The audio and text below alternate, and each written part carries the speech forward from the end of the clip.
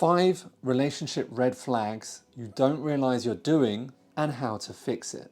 Because you're not alone, hit that subscribe, I got you. When relationships end, it's not just bad luck, because the same negative patterns will keep on repeating until you actually take the lesson. And self-sabotage isn't intentional, but more of a defense mechanism. I remember my early days in my first relationships, I found it very difficult to self-express, to say how I felt, because I hadn't come from a family where that was a common process. And so when partners were saying, you never say how you feel and you never do that, it became like a pattern that I couldn't seem to break. Until I got a little bit older and started to see that the same patterns recurring over and over again. And if I didn't fix it, then I was just gonna play the same situation. I was tired, I was frustrated, and I wanted to connect on a much deeper level, and I didn't want myself to get in the way. So number 1, red flag, overthinking and expecting the worst to happen. If you assume your partner's going to cheat on you, then it's going to increase that.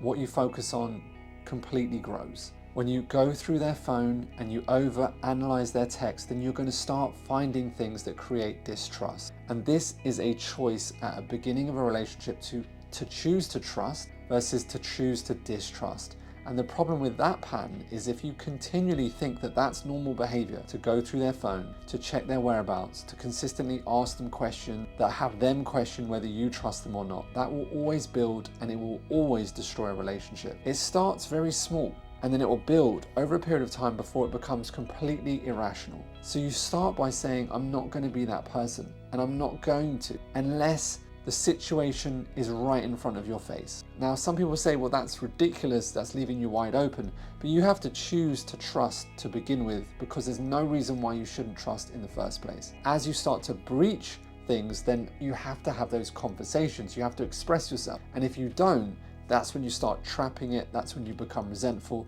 and that's the pattern that I had too. Number 2, pushing people away before they can get too close. If you keep on creating this pattern over and over again, then you're never going to find out really what a relationship is about, because it can't always be this good, happy honeymoon period. You have to handle conflict, you have to handle difference, you have to handle judgment. And the quicker that you get this in your system, then to know it's okay to have disagreements, it's okay to not be always aligned. It's the repair process that's important. How you argue and how you create conflict will shape whether you're going to have a successful relationship or not. It's not really about the good times, I'll be honest. Everyone can have a good time on holiday with someone, that's the easiest thing.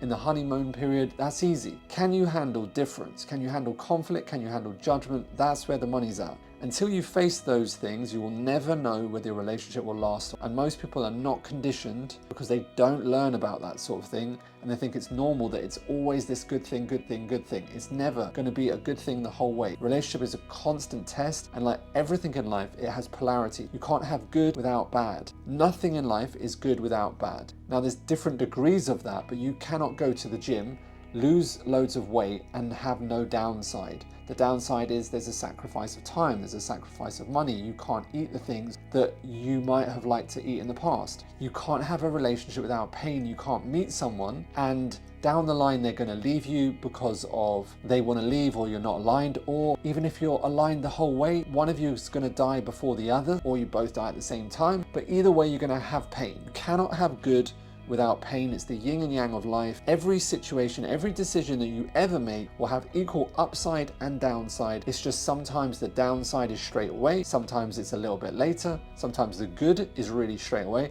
sometimes the down. It doesn't matter what the decision is, there's no positive without negative. It's the paradox, it's the law of paradox, it's our human journey. Number 3, testing your partner's love. If you pick flights consistently to test them, to see where they stand, after a while they'll start to think that you don't trust them. Although your partner will consistently test you, there's a different sort of unconscious test that's a pattern behavior versus a conscious testing. If you're putting your partner on the line to find out where their flaws are, they will show you them, and there's nothing wrong with it. We are imperfect. We all have mistakes within us, and that's what makes us human and individual and special. The truth is, are you going to focus on the things that's wrong with them, or are you going to focus on the things that's right with them? I remember a client came to me many years ago. She'd done 3 divorces back to back, and she was with this guy, and she said to me, I can't find any reason why I shouldn't be with him. Now notice the language on that. I can't find any reason why I shouldn't be with him. So her whole focus is on